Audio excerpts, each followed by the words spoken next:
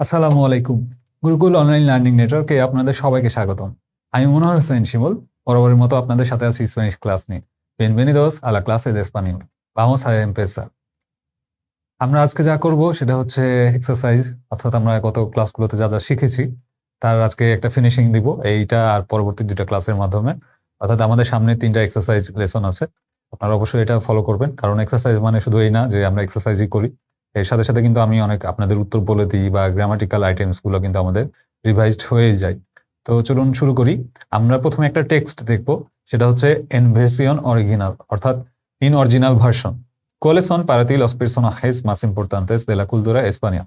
তো এখানে যেটা বলছে যে আপনার জন্য স্প্যানিশ কালচারের কোন পার্সোনালিটি গুলো খুব গুরুত্বপূর্ণ, অর্থাৎ প্লেয়ার হতে পারে বা কোনো অ্যাক্টর অ্যাক্ট্রেস হতে পারে অথবা কোনো রাইটার হতে পারে, যেমন গাব্রিয়েল গার্সিয়া মার্কেস বা পেনেলোপে ক্রুজ বা হাবিয়ার বারদেম, বা দেখা গেল যে জাভি, ইনিয়েস্তা, মেসি, এরা কিন্তু সবাই স্প্যানিশ কালচারের আছে, বা শাকিরা গান গায়। তো আপনার কাছে এরকম অবশ্যই আছে যে স্প্যানিশ ভাষাভাষী যারা আছে, স্প্যানিশ ভাষাভাষী একটু ভুল শব্দ, স্প্যানিশ ভাষী যারা আছে তাদের কাছে কিন্তু মানে এরকম অনেকেই আছে যাদের আপনি অলরেডি চিনেন এবং তাদের অনেক কিছু আপনার পছন্দ হয়, খেলার দিকে হতে পারে অথবা মিউজিকের দিকে হতে পারে অথবা টিভির দিকে, সিনেমার দিকে হতে পারে। এই সবকিছু মিলিয়ে কিন্তু অনেক পার্সোনালিটি আছে।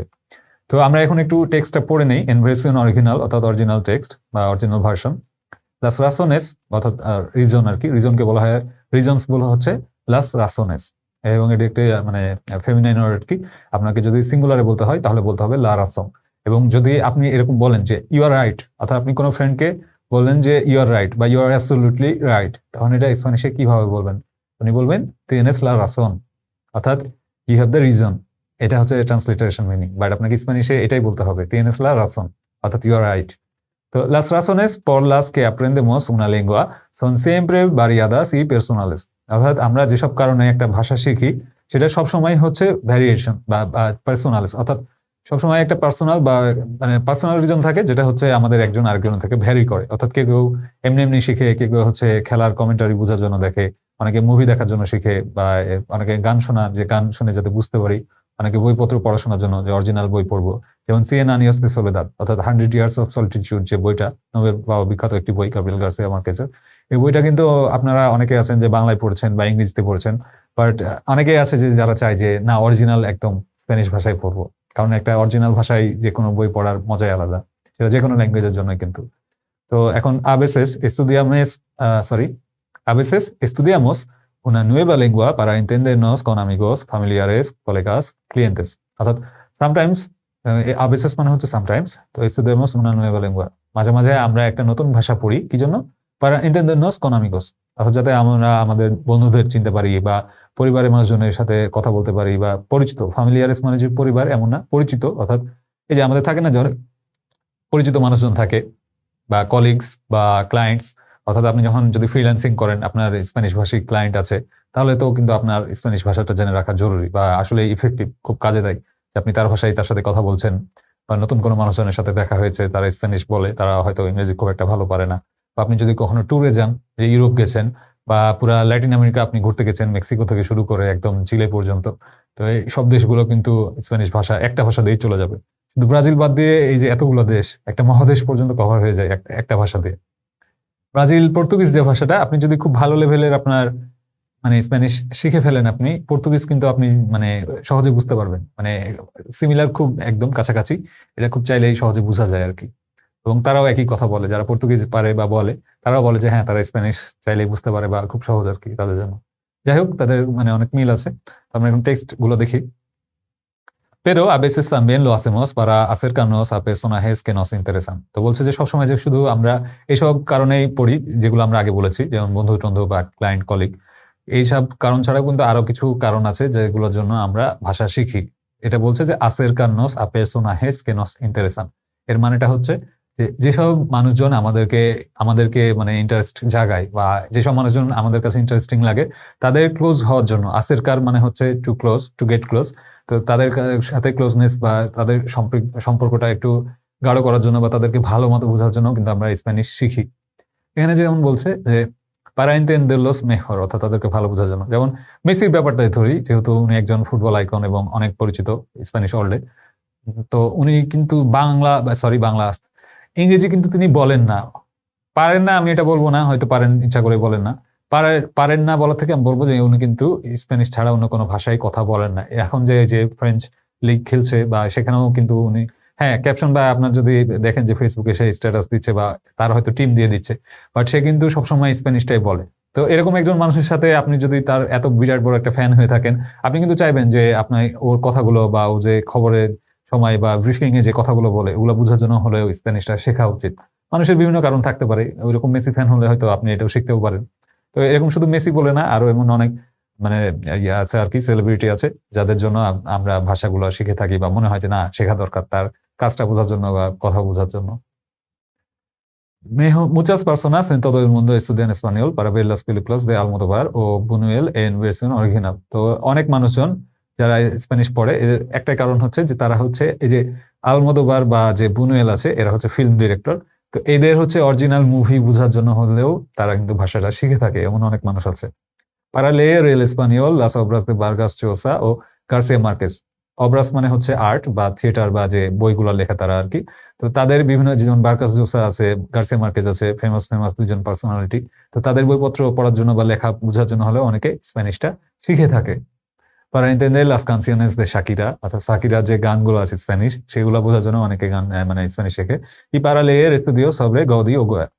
তো গদি আর গোয়ার যে স্টুডিও আছে বা স্টুডিও আছে বা তার যে বিভিন্ন ধরনের তাদের নিয়ে যে পড়াশোনা করা হয়, অর্থাৎ তারা হচ্ছে মানে স্প্যানিশ কালচারে খুব বিখ্যাত দুই ব্যক্তিত্ব। তো তাদের সম্পর্কে জানার জন্য হলেও কিন্তু মানুষজন স্প্যানিশ পড়ে বা গবেষণা করার জন্য।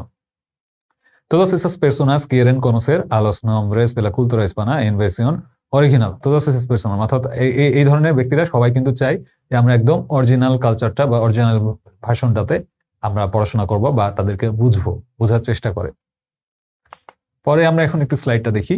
En una hoja escribe tu biografía lingüística teniendo en cuenta estos ámbitos। এই যে tener en cuenta মানে হচ্ছে টু কিপ ইন মাইন্ড। তো এখানে বলছে যে আপনার একটা লিঙ্গুইস্টিক বায়োগ্রাফি লিখবেন, অর্থাৎ আপনি কি কি ভাষা পারেন বা কোন কোন ভাষায় কথা বলেন বা কোন ভাষায় সিনেমা দেখেন, কোন ভাষায় হচ্ছে মুভি দেখেন, এই ধরনের ব্যাপারগুলো। যেমন ফ্যামিলিতে আপনি কি কথা বলেন, বাংলা, ইংলিশ। আমিগোস, বন্ধুদের সাথে কি কি ভাষায় কথা বলেন, অনেকগুলো ভাষা হতে পারে। এটা আপনার যেটা করবেন যে আপনি সেন্টেন্স বানাবেন, নিজে নিজে একটা করে সেন্টেন্স বানাবেন। নিচে একটা দেওয়া আছে, চলুন আমরা পড়ি, তাহলে বুঝতে পারবো যে ফ্যামিলির সাথে কি কি কথা বলি, বন্ধুদের সাথে কোন কোন ভাষায় কথা বলি, ভ্যাকেশনে গেলে কোন কোন ভাষায় কথা বলতে হয়। যেমন আপনি যদি সিলেট বা চিটাগাঙে যদি ভ্যাকেশনে যান, তাহলে অনেক সময় সুবিধা হয় যে যদি আপনি তাদের ভাষাটা চিটাগাঙ্গিয়ান বা যদি সিলেটি বাংলা পারেন, তাহলে তো দেখা যায় যে অনেক সুবিধা হয় বা মানুষজন চলাফেরা রাস্তাঘাটের ক্ষেত্রে। ট্রাবাহো, কাজে কোন ভাষায় কথা বলেন, ইংলিশ, বাংলা। টেলিভিশনে, সিনে, হিন্দি, কোরিয়ান, এখন তো অনেক মানে ইন্টারনেটের যুগে আমরা অনেক ভাষারই অনেক কিছু দেখি বা শুনে থাকি। ইন্টারনেট, মুসিকা, লিটারাতুরা, গাস্ট্রোনমিয়া, এই সবই বুঝতে পারছেন। গাস্ট্রোনমিয়া মানে হচ্ছে গ্যাস্ট্রোনমি, অর্থাৎ হচ্ছে ফুড কালচার, যেটা ই অথ্রস, অর্থাৎ আর কি কি কোন কনটেক্সটে কোন কোন ভাষা কথা বলে। চলুন আমরা নিচে টেক্সটটা দেখি। আবলো স্পানিয়ল পরকে ভিভো এন বার্সেলোনা। তো একজন বলছে যে সে স্প্যানিশ ভাষায় কথা বলে কারণ সে বার্সেলোনায় থাকে।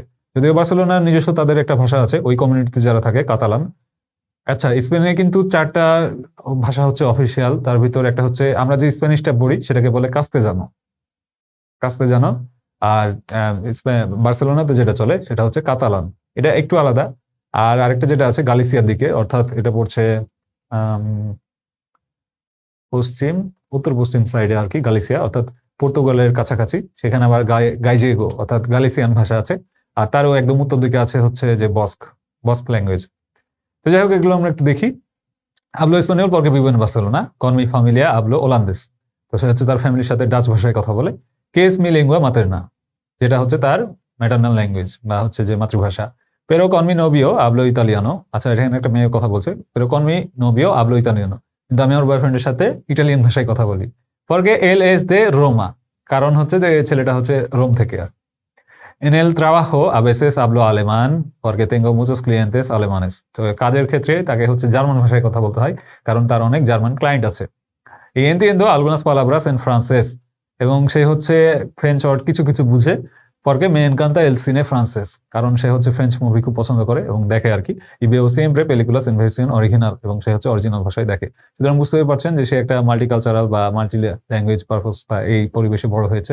ইউরোপের ক্ষেত্রে এটা খুবই কমন আর কি, যে তাদের দেখা যায় যে মোটামুটি সবাই মাল্টিলিঙ্গুয়াল হয়, অর্থাৎ একটার বেশি 2-3টা পারে তারা already.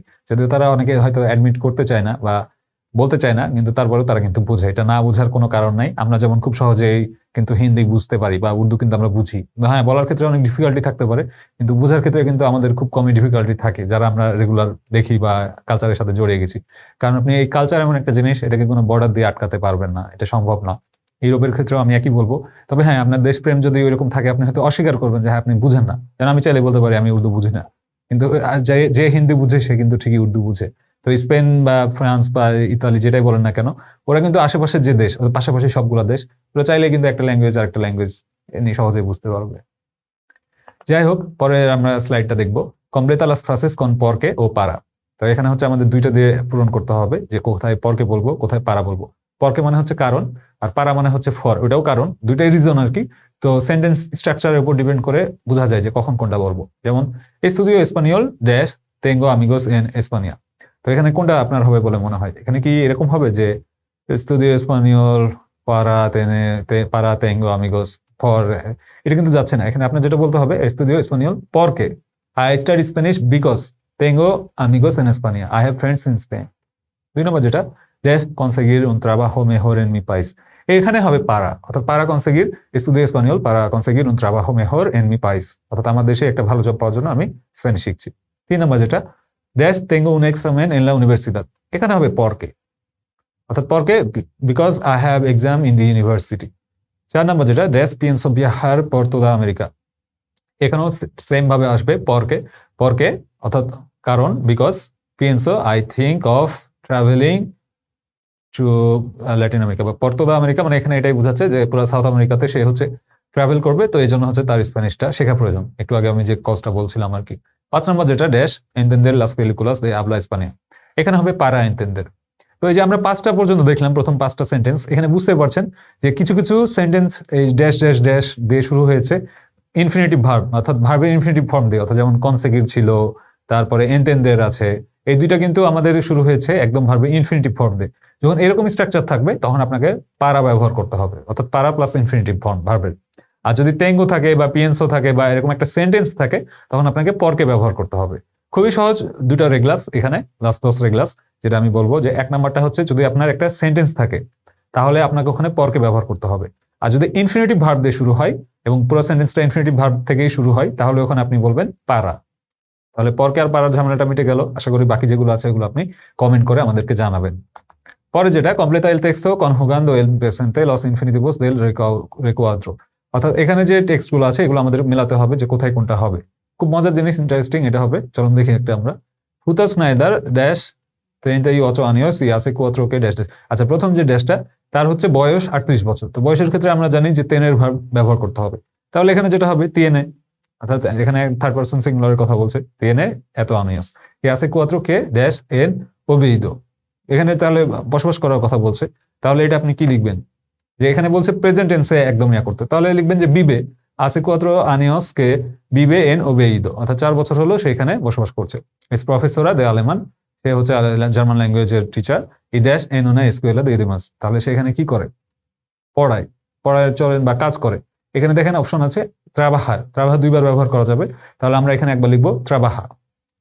tiene las mañanas libres y por eso dash un poco tarde, এই যে সে হচ্ছে যে সকালবেলা তার ফাঁকা থাকে বা কোনো কাজ থাকে না, এজন্য সে ঘুম থেকে দেরি করে উঠে। তো এখানে আমরা লিখবো যে por eso se levanta, অর্থাৎ se levanta মানে হচ্ছে ঘুম থেকে ওঠা। un poco tarde y dash en un bar, তো এখানে খাবার খাই, desayuna en un bar, dash toda la tarde hasta las 8 y por las noches, dash toda la tarde, অর্থাৎ সে রাতের বেলা কি কি করে অ্যাক্টিভিটি, এটা আপনাকে লিখতে হবে। এখানে যেটা যে কোনোটা হতে পারে, যে লে হতে পারে, বে হতে পারে, বা আরো কোনোটা হতে পারে। পরের গুলো আমরা দেখি তাহলে বুঝতে পারবো। Dash N dash un poco de español, তাহলে এটা কি হবে? এস্তুদিয়া হতে পারে, যে একটু একটু পড়াশোনা করে। ড্যাশ লা তেলে, টিভি দেখে, সেটার আপনি স্প্যানিশ কনজুগেশন করবেন ভার্বের। ই ড্যাশ স্পেশালমেন্টে নোভেলাস দে সিয়েন্সা ফিকশন, তো সে পড়ার স্প্যানিশের ভার্ব কনজুগেশন করবেন। ড্যাশ মুই বিয়েন Espanyol y le gusta mucho español, তো এটা আবলা আবলা হবে যে আবলা মুই বিয়েন স্পানিয়ল, অর্থাৎ সে খুব ভালো স্প্যানিশ বলে। ইলে গুস্তা মুচো স্পানিয়া, তার স্পেন খুব পছন্দের। তদবিয়া নো ডেস বলবেরা আলেমানিয়া, তদবিয়া নো পিয়েন্সা। এখানে দেখেন অপশন আছে তেনে লের বের কেরের কিরে বলবে। আচ্ছা এখানে সরি পেন্সার যেহেতু ভার্ব নাই, এখানে আপনার যে অপশনটা আছে কেরের অর্থাৎ টু ওয়ান্ট, তো তদবিয়া নো কিরে বলবেরা আলেমানিয়া, অর্থাৎ still now she doesn't want to return to Germany. আশা করি আপনারা ক্লিয়ার হয়েছেন। তারপরেও কোনো যদি কনফিউশন থাকে অবশ্যই কমেন্ট করে জানাবেন।